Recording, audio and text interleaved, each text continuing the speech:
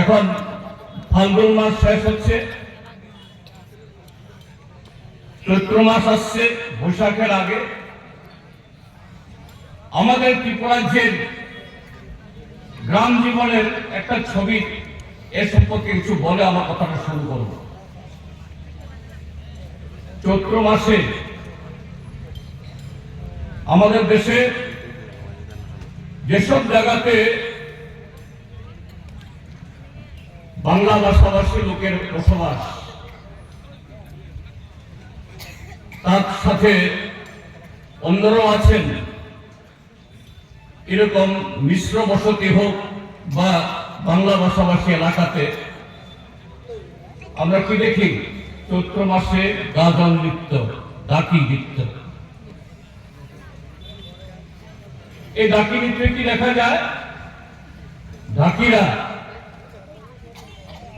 গ্রামবাসীকে আনন্দ দেওয়ার জন্য কখনো সীতাহরণের রাবণ এবং সীতা সাজে,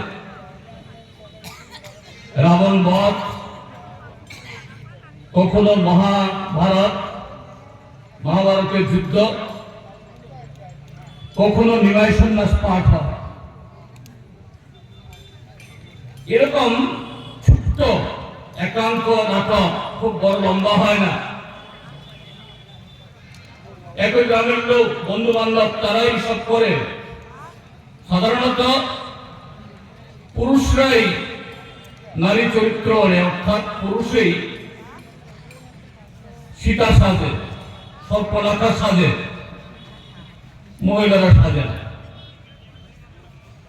আবার সেই পুরুষরাই তারা আবার হনুমানও সাজে, লম্বা লেসে লাগিয়ে। আমরা কি দেখি? রাবণের সাথে হনুমানের যুদ্ধ, রাবণ সীতা হরণ করছে, বড় বড় পেট্রোমাক্স, এখন যদি অবশ্য নতুন আবিষ্কার হয়েছে, এখন ব্যাটারির অনেক সুন্দর আরো লাইট পাওয়া যায়, এলইডি।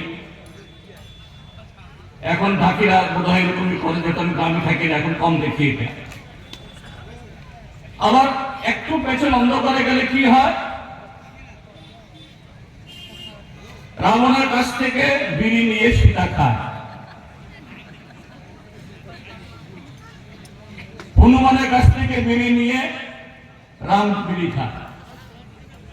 কারণ সারা রাত্র এই ডাকি বাজাতে বাজাতে, করতে করতে পরিশ্রান্ত। তো আমরা ত্রিপুরাজ্যের মধ্যেও এই এডিসি নির্বাচনের আগে এরকম একটা যাত্রা আমরা দেখছি, এরকম একটা ঢাকি নাচ আমরা দেখছি, গাজন নৃত্য। মথা এবং বিজেপির মধ্যে কি নৃত্য দেখছি আমরা? মথার মন্ত্রী বলছেন যে এই বিজেপির মন্ত্রী মথাকে ব্রয়লার মোরগের মতো ছিঁড়ে ফেলবে। ব্রয়লার তো বিশাল কুকুর নাই। মথা, তোমরা এখনো কেন মন্ত্রিসভা আছে? যা যা যা যা ভাই। আবার মথার যারা তাদের দেখছি, এডিসি নির্বাচনে বিজেপিকে একটা সিটও দেব না, এডিসিকে ঢুকতে দেব না, এডিসি সীমা হাবড়িয়া।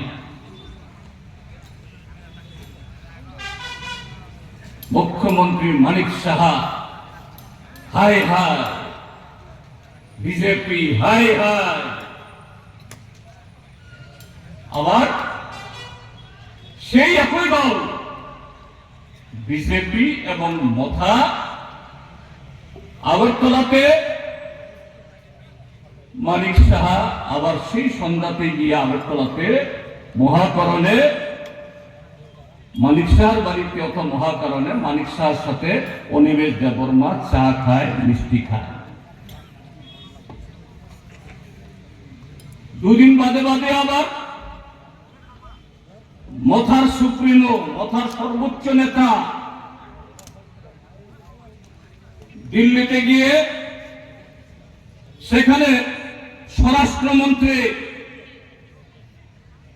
আগে যখন বিজেপির সভাপতি জেপি নাড্ডা ছিল, তার সাথে হাসি হাসি খুশি খুশি